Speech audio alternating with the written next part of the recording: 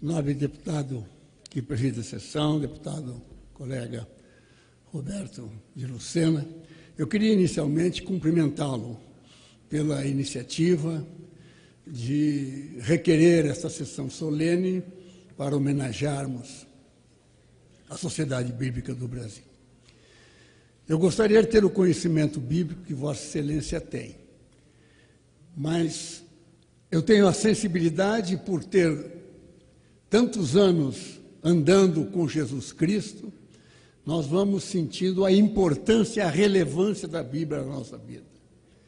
Cumprimento a diretoria da Sociedade Bíblica do Brasil e todos os seus representantes regionais. E quero especialmente cumprimentar o nosso querido embaixador de Israel, embaixador Yoshi, amigo desta casa, amigo dos evangélicos, que tem sido uma porta para intensificarmos a nossa relação sempre crescente com o Estado de Israel, que também neste ano, daqui a pouco, estará comemorando 70 anos. Fundado na mesma época que foi instituída a Sociedade Bíblica do Brasil. Eu vou falar aqui rapidamente sobre a relevância da Bíblia, historicamente, mas em particular para a história do Brasil. O foco principal na história está quando, claro, antes em Israel, no Estado de Israel, Jerusalém, mas historicamente quando Constantino decidiu acabar com a perseguição aos cristãos. E no final daquele mesmo século IV, Teodósio I decidiu transformar o cristianismo em religião exclusiva do Império Romano. Ora, o Império Romano era muito extenso, aliás, já estava no período de decadência e usou justamente desse artifício para tentar reduzir os levantes que ocorriam em todas as regiões onde estava o Império Romano, invasões, etc. Então, a partir daí, o cristianismo foi para todo o Ocidente e veio a fundamentar a formação histórico-cultural judaico-cristã do Ocidente, desde então.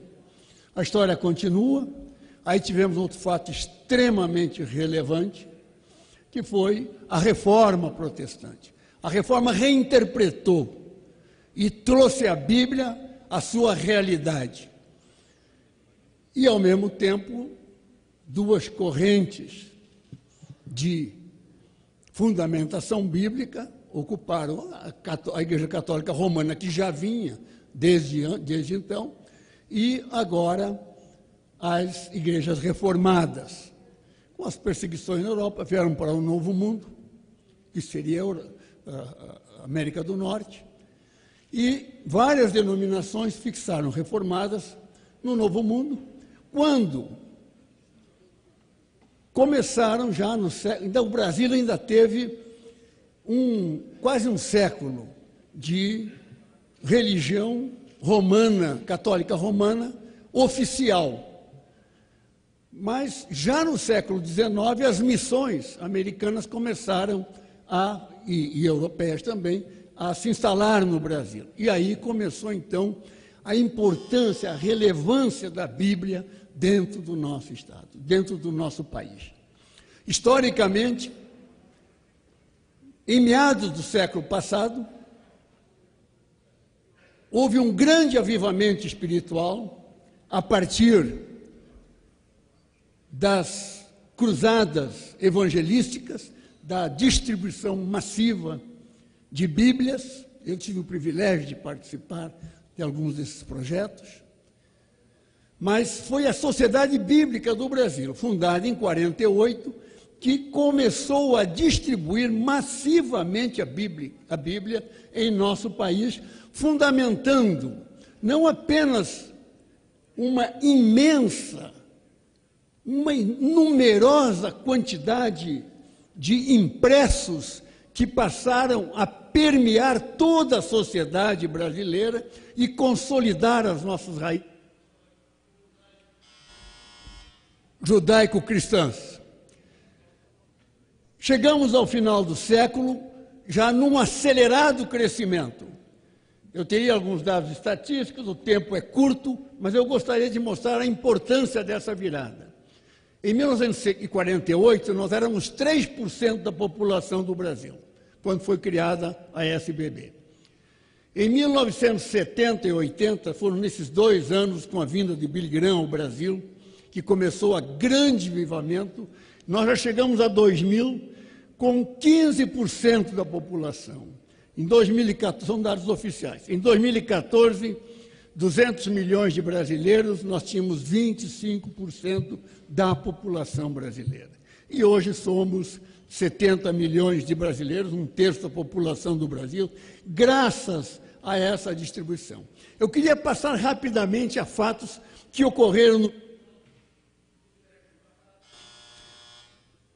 Pergunto ao meu nobre presidente se eu estou me alongando, posso usar mais uns 2 minutos para concluir? Obrigado, desculpe.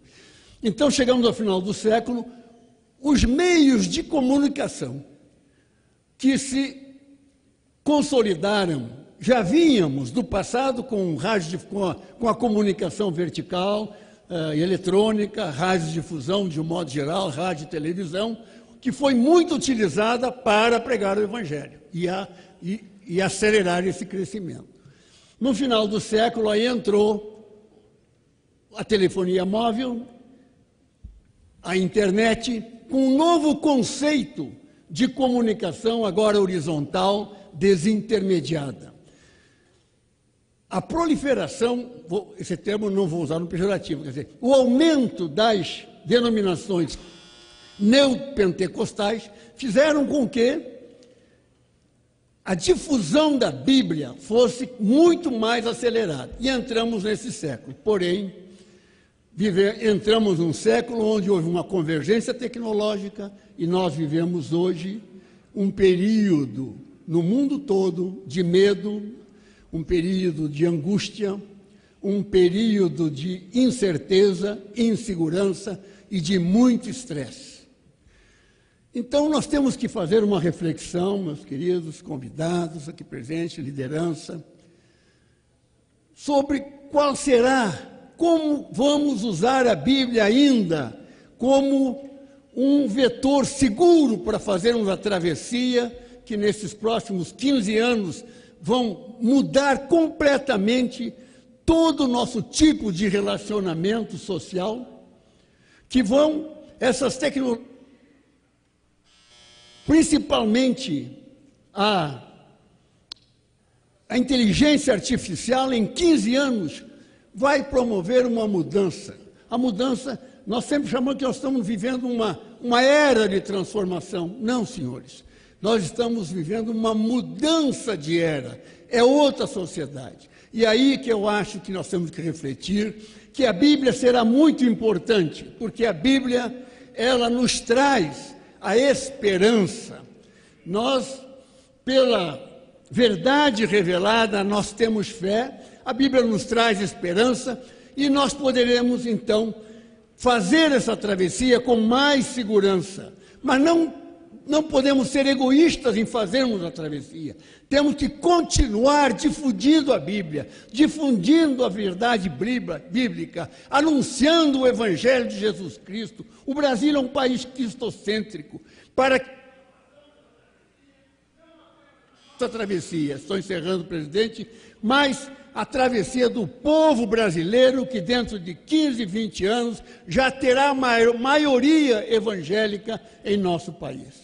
Então, é assim que eu vejo e eu faço esta reflexão nesse momento para que, na certeza de que a Bíblia nos dará este horizonte seguro. E eu encerro, presidente, lembrando Lucas 21, 33, que diz: passará o céu e a terra, mas as minhas palavras não haverão de passar.